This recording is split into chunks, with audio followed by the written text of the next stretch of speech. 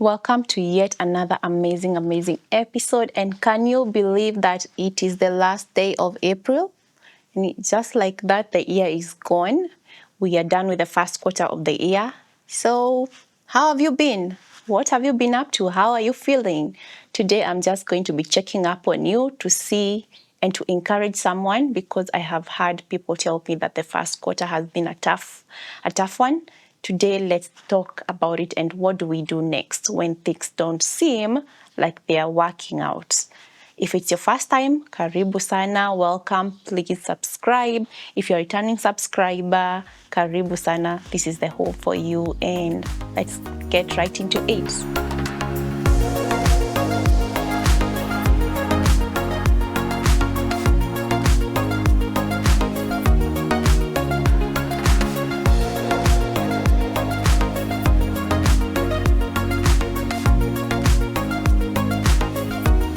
So, you, just like many other, including myself, thought that January is the time for you to make a new change. It could be hitting the gym, it could be leaving a toxic relationship, it could be changing careers, it could be getting into school, it could be any major change in your life. But the first quarter is done and you haven't done that. Maybe your life felt like it had been turned upside down. So many things were going on. How do you navigate the rest of the year when you feel like the first quarter is done and you know where you want it to be and it's done? And I'll especially be talking on the perspective of a relationship and not just a relationship in the matter of platonic or an intimate relationship, but rather the relationship with yourself, because that is the major thing here. I always say that in every major thing that you want to do in life, always look inward, look in yourself, ask yourself, how can I become better? Whether it is in a relationship wise, you have first of all to become better for you to attract better. Whether it is in a work basis, you need to learn how to navigate this, because if you cannot be doing a good job in somebody else's work, how can you be entrusted with your own job? So it always starts with you. And this is what I'm going to be telling you more about, because I was here. I was here some months back. Not to say that I've got this figured out, but I can attest to how this feels, especially when you have been making plans, not actualize them, and here you are, and you're like, where do I start? So first of all, let's just say, give yourself a warm hug. I know many of us feel like this is very childish or something, but give yourself a warm hug. So many times we hardly ever extend compassion to ourselves. Sometimes you have gone through so much. You have been trying to juggle bills. You have tried to juggle maybe kids, maybe a partner who is not giving you an easy time, or a boss who is making your life harder, maybe an extended family, friends who are failing you, and you have just been trying to make it afloat. So how about just taking a breather? I remember I used to work with this coach. He was my accountability coach. And there would be times when he would ask me, so Jacinta, how have you been doing? And I would be so overwhelmed. He would tell me, first of all, take a deep breath, breathe in, breathe out. That way you're able to calm yourself, and then now start from somewhere. That is the first thing. You do not have to have it all figured out. I personally don't have it all figured out. Sometimes I come here and talk to you and I'm thinking that I'm inspiring someone, because I know I do. I get the feedbacks and I know that I'm doing a good job somewhere, but sometimes I'm not feeling like that. Things around me may be crumbling, but you know what? I tell myself it is okay, because the world is just made of polarities. The positive, negative, male, female, it's always on two opposite spectrums. Just like we have a high, we have a low. So even when you're in the low, it's okay. It means that a positive is around the corner. So extend compassion for yourself. That day when you feel like it is over, I'm tired, because sometimes you feel tired, mentally drained, emotionally drained, you cannot just take it anymore. It's okay for you to even ask yourself, what am I doing with my life? Am I even where I'm supposed to be? It's okay. Just know that you don't have to have it all figured out. Someone said that adulting is a scam, because when we were kids, we used to look up to our parents and think that they have everything figured out. And then you became an adult there, and you have the kids, and the kids are looking up to you, and then you realize, I do not have this figured out. Well, we now know better. And this is why you extend compassion towards yourself, towards our parents and other people, because you do not know the battles that they are fighting. Just like you're fighting silent battles that not many people know about. So just a clap to you for making it to this point. Yeah. The second point is take a breather, take a break. I know it's so easy to say that you have all these things going on. You do not even have the money to take a break. You cannot even afford it. But believe you me, rather than waiting for the moment when your body has to force you to stop, it's always better for you to, because it gives you the indications. You feel mentally drained, you're on edge, you're very irritable, you feel like you cannot, you're waking up and you slept, you had a good night's sleep, but you're still tired. Then it's then that your body's telling you, hey, I need a break. So do not wait until you have to take a forced break by being in a hospital bed or even in your bed, because you've gotten to that moment where your body cannot take any more of it. Take a breather. And it does not have to be even an expensive venture where you're going to a resort somewhere. If you can afford it, well and good. If you can't, it's the simple things like reconnecting with nature. You can take a walk. It doesn't even have to be in a forest somewhere. That helps a lot, because nature has a way of rejuvenating, refreshing you. But just take even a small walk around your area. Yeah, take a small walk. It helps you to clear your mind.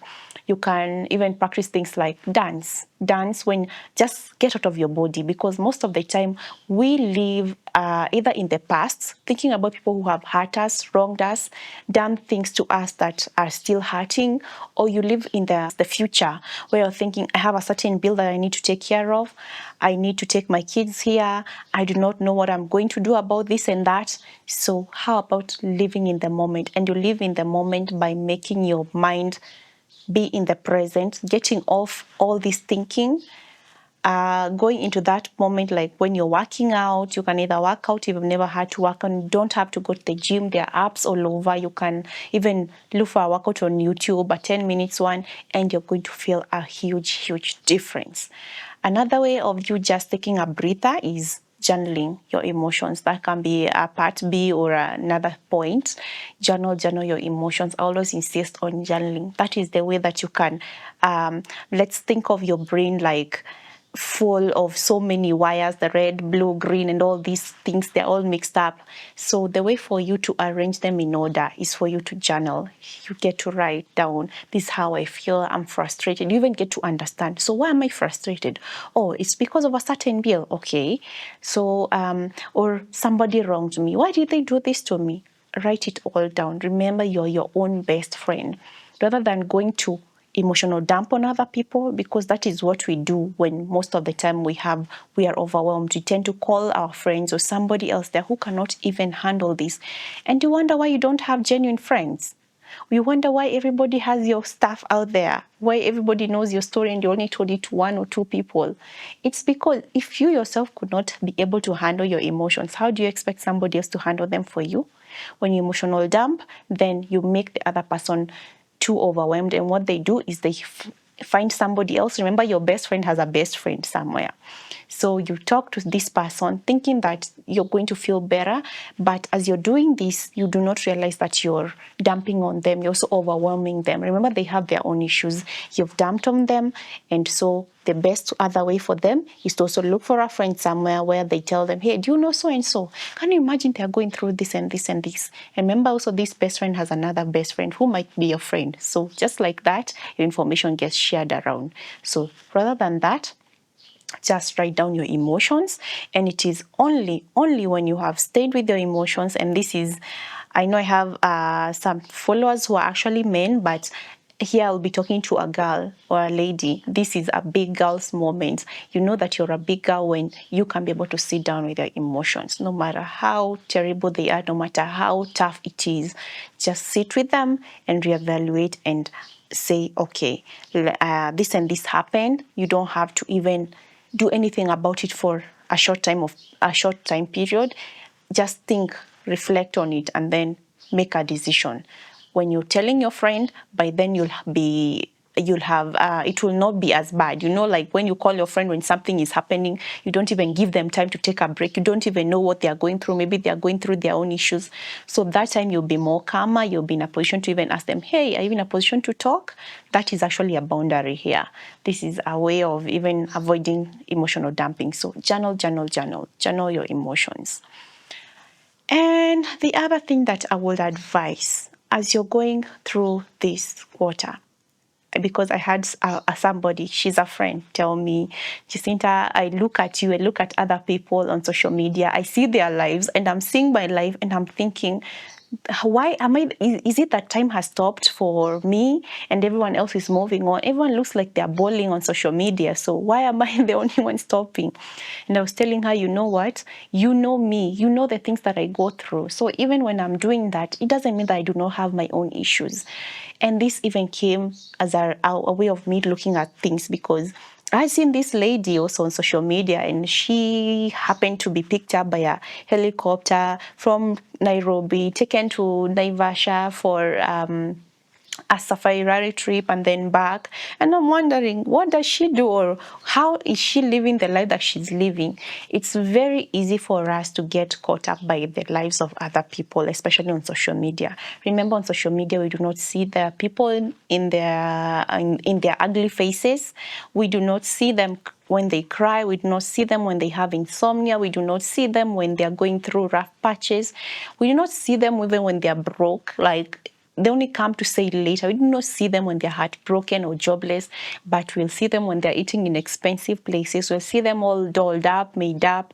We'll see them living their life, and we think this is how they live. But I'll just give you an example of, you have that one friend with you who maybe they call Auntie Mado. Auntie Mado is a Swahili word for an expensive auntie. An expensive auntie is that lady we all see and we think she's balling, she has the money, she looks like she has it all. But if they're your friends, then you know the other side of their lives. You do realize that they have their own struggles. You might actually even be like, well, I think I'm even in a better space because what they are going through is not what I will be able to handle. So if you have that one person in your life, then you also know that even these other people that you see balling out there on social media, they are going through a tough time. They may not be able to say it. Whatever it is that they're showing us might be a face. Sometimes I have seen people go to social media just for validation. It's not the wealth and everything that is going on doesn't satisfy them, but the validation that they get from the social media following actually gives them just a bit of the feel-good hormone. So it's just a messed up world. So either take a breather, take a break from social media. That is the next point. Take a break from social media. And if you have somebody who is in your contact list, who you look at and think of a bad memory or gives you a not so good vibe, please feel free to unfriend them or to just delete their contacts. You don't have to see them. And this is another thing that people think, you might think it's immature or uncalled for, but your mental space comes first. Your mental well-being comes first. So before you think that, because I know at the beginning of this year, I also did an exercise called detoxifying, where I detoxified my phone. I went through the contacts. If it has been people who I do not really need to have in my, because your phone is your energy. You take your phone with you everywhere. Some of us have our phones in bed with us. Some of us have our phone in the toilet. Some of us have it even in the kitchen. You have your phone with you, so it has a lot of energy. So how about starting from there? And that goes even for social media. If somebody is giving you not so good emotions, it's okay for you to unfriend them. You don't have to see them. So that is another thing. Don't let people give you pressure. And that is unnecessary pressure. Live life according to your own to stick to your lane, and just know that where you are in life is not where I am, and all of us, we are all in a different race. That is something else that you need to learn. We are all going in different paths, and where I am, sometimes I can be struggling or what for me is a struggle, for you it's not. And what is a struggle to you, for me it's not. But that just doesn't mean that my life is easier than yours. It might even be harder. The other thing, which is very close to this, another point, is tap into your resilience. You will never be handed a situation that you cannot overcome. I know it's cliche, I know it has been said to you so many other times, but resilience is something that we all have inside us. It is the adaptability to scenarios. This is why you'll find there are people who live in Alaska, there are people who live somewhere in the cold, there's some people who are living in the desert and they're still surviving. Why? Does it mean that if you are taken there, you die? I don't think you will die. But what will you do? You will have to adapt. We adapt, and change is the only constant in this life. So, and this is something else that I would actually say, learn to ride the waves of life, because we all know that change is the constant. So do not fight against it. Recently, I have come to the realization where I'm having to make this as a prayer. Actually, I usually pray. I do not know about how spiritual you are or where you are in your religion, but this is a part for me, and I think I have spoken about this in a previous video. Have some spiritual grounding or some sort of grounding. So for me, things that I cannot control, I actually pray to be able to ride the storm. And I usually say, if this storm is here, then teach me, let me learn. Just give me the insight to be able to understand. Is it here to take some people away from my life or some scenarios out of my life? Or is it here to change the direction that I'm heading to? Sometimes we think, how many times have you sat there and thought, by the end of this year, I'll be through with my school, I'll have my degree, or maybe I'll be in a job somewhere, and then that year you don't even finish school, you end up pregnant, you even end up with a baby, you end up with a man that you hardly even knew was going to be there in your life at the beginning of that year. How many times has your life taken turns? So the best thing is just go with it, go with the flow. It is always working for you, believe you me. No matter how painful things turn out, no matter how bad things may look right now, they're always working for you. You may not see it now, but some few years or months later, you're going to realize it. So this is something that I really wanted to talk about, because as much as we have not been able to you may feel like you have not been able to navigate the first quarter of the year successfully, you still have another chance. And this chance you're given every single morning when you wake up. When I wake up, I tell myself, oh, I'm still here. Then it means that my purpose is still ongoing. I'm still required to be here. Why? Because that is the same way how you're going to continue whatever it is. I do not know what your purpose is. I do not know why you think you're here in this earth. But if you're here today, it means that your work is not done. So keep going. And that is the other thing. A step at a time. It doesn't matter how small. It doesn't matter whether you woke up. Like for me, when I wake up, I tell myself, if I'm here this morning, it means that I still have more to do. So if you're here, it means that there is still more for you to do. So do the little that you can. It doesn't matter how small it is. Just make that step, no matter how small it is, towards where you need to be. Just have an idea of where you need to be and work slowly by slowly towards that place. So until the next video, which by the way will be May, and May is my birthday. I think it will be my birthday. I do not know. But see you in May. See you, because I have a lot and some very good stuff for May, because I am turning an year older. You want to know how old I'm turning? Stay tuned. See you in the next video. So until then, bye-bye.